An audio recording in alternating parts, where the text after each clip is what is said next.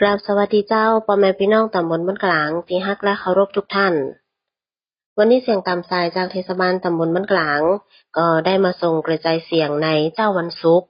ที่30เดือนมกราคมปีพุทธศักราช2569วันนี้ตรงกับขึ้น12ค่ำเดือน5เหนือนะเจ้า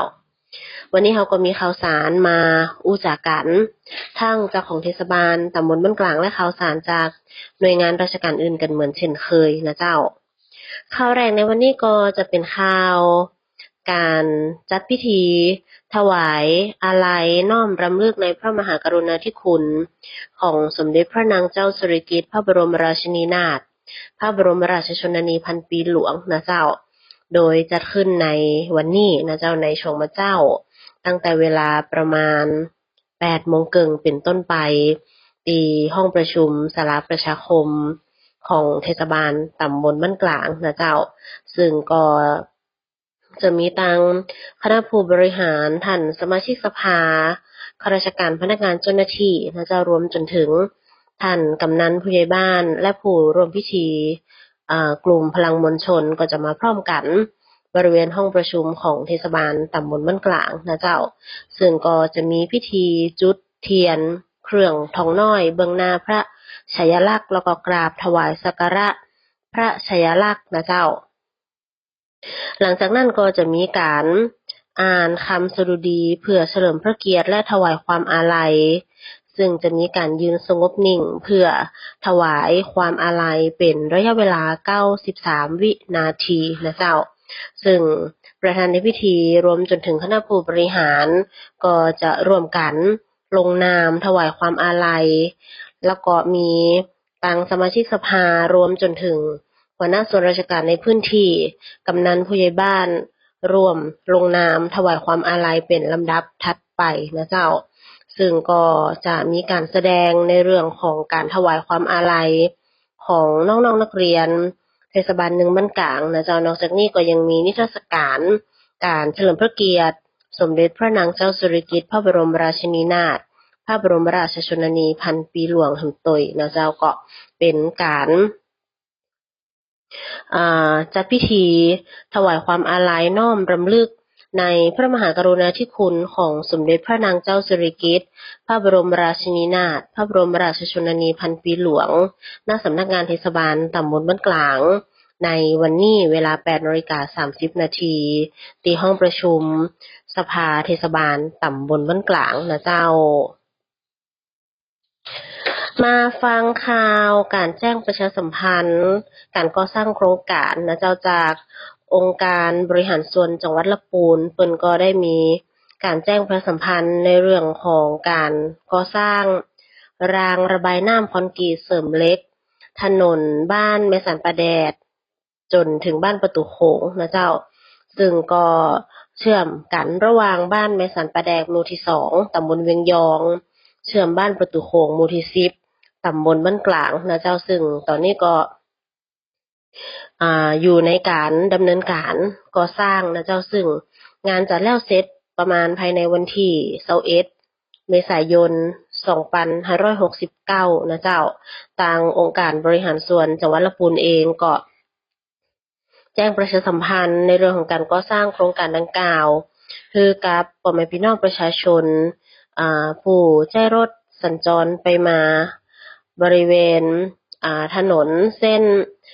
บ้านแม่สันป่าแดดหมู่ที่2ตำบลเวียงยองเชื่อมบ้านประตูโขงหมู่ที่10ตำบลบ้านกลางได้ใช้ความระมัดระวังในการสัญจรไปมาในช่วงของการก่อสร้างโครงการดังกล่าวคือกับพ่อแม่พี่น้องได้รับทราบนะเจ้ามาฟังข่าวจากทางจังหวัดลำพูนกันพ่องนะเจ้าจังหวัดลำพูนเชิญชวนพี่น้องประชาชนร่วมพิธีบำเพ็ญกุศลสตมวาน100 วันเพื่อถวายเป็นพระราชกุศล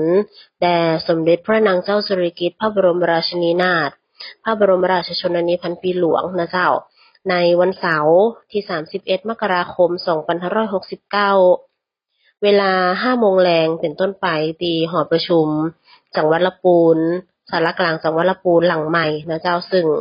ทางจังหวัดเองก็ได้มีการจัดจุดรับส่งอยู่2จุดด้วยกันนะเจ้าก็คือจุดแรกบริเวณศาลากลางหลังเก่านะเจ้าแล้วก็จุดที่2ก็คือบริเวณลานอนุสาวรีย์พระนางจามเทวีซึ่งก็จะเริ่มรับส่งในเวลาประมาณ4 โมงแลงนะเจ้าดังนั้นท่านไหนที่อยากจะมาร่วมพิธีแล้วก็จะมากับรถรับส่งตีตังจังหวัดได้จัดไว้ฮื้อนะเจ้า2จุดตีสารกลางจังหวัดลำพูนหลังเก่าแล้วก็บริเวณ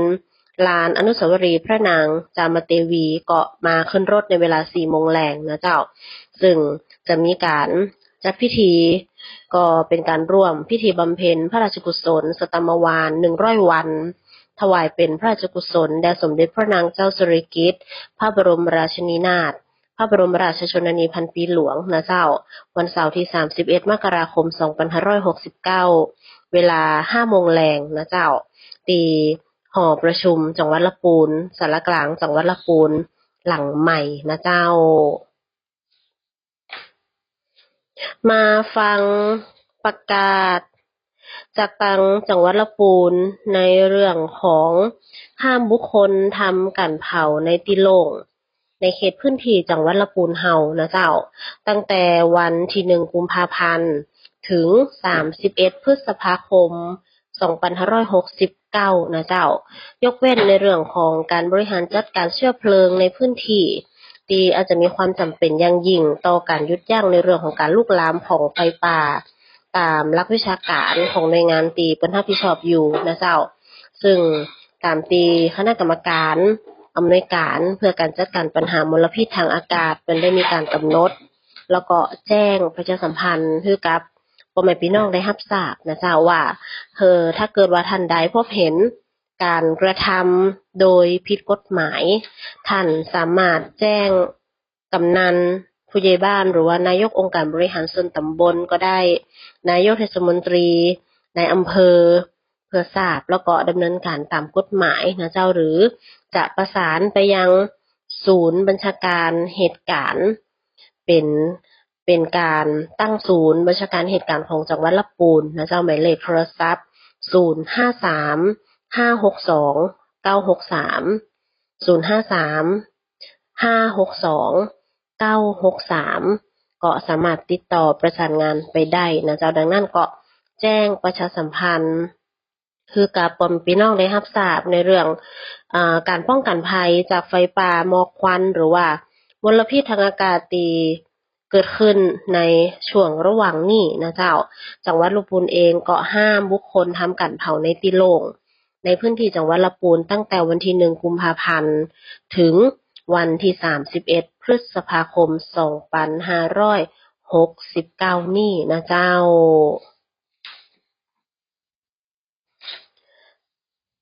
มาฟังแหมข่าวหนึ่งกันพ่องนะเจ้าเป็นข่าวจากตังพาณิชย์ลำพูนเปิ้นก็เชิญชวนแอลงานชิมชมช็อปนะเจ้าตลาดพาณิชย์เพื่อเศรษฐกิจยั่งยืนของจังหวัดลำพูนภายใต้โครงการส่งเสริมกลุ่มสินค้าเพื่อยั่งยืนแล้วก็สินค้าสร้างสรรค์อัตลักษณ์ไทยโกอินเตอร์ปีงบประมาณ 2569นะเจ้าจัดขึ้นระหว่างวันที่28 มกราคมถึงวันที่1 กุมภาพันธ์ 2569ตั้งแต่เวลา 10 โมงเจ้าจนถึง6 โมงแลงนะเจ้าบริเวณบิ๊กซีลำพูนก็คือบริเวณลานจอดรถนะเจ้าภายในงานท่านจะพบกับสินค้าเป็นสินค้ายั่งยืนสินค้าอัตลักษณ์หรือว่าสินค้าชุมชน